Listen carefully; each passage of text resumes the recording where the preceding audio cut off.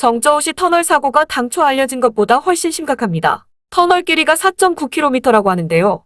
이렇게 긴 터널에서 일어난 사고가 사진에 보시는 것처럼 완전히 물에 잠겼습니다. 보시는 것처럼 터널에 물이 꽉 들어차 있었다면 터널 안에 갇혀 있었던 차량 운전자와 동승자들은 아마도 살아서 나오기가 힘들었을 것 같습니다. 물이 서서히 스며들면서 차오른 것이 아니고 피할 시간도 없이 순식간에 물이 들어찼다고 합니다. 터널에서 빠져나가야 할 생각도 하기 전에 물이 들이닥쳤다는 것입니다. 지금 이 문제를 중공에서는 어떻게라도 감추려 하고 있는데요.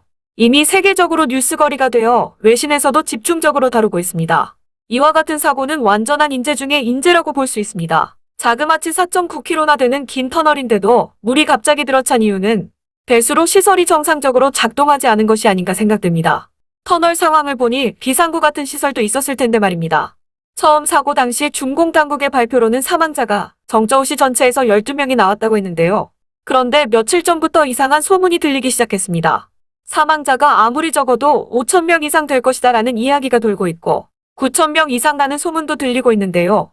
정말 생각만 해도 끔찍한 소문이 나돌기 시작했습니다. 현재 인터넷에 돌아다니는 사진이나 영상은 매우 제한적이라고 합니다. 터널에 물이 잠기자마자 공안들이 급하게 배치되어 그 지역을 완전히 통제했다고 합니다.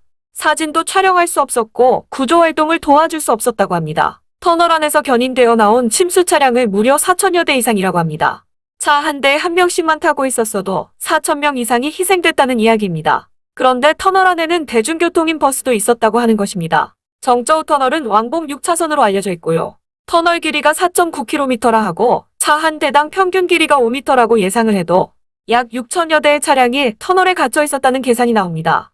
터널이 물에 잠기기 직전에 교통체증으로 차량이 터널에 밀려 있었다고 하는데요.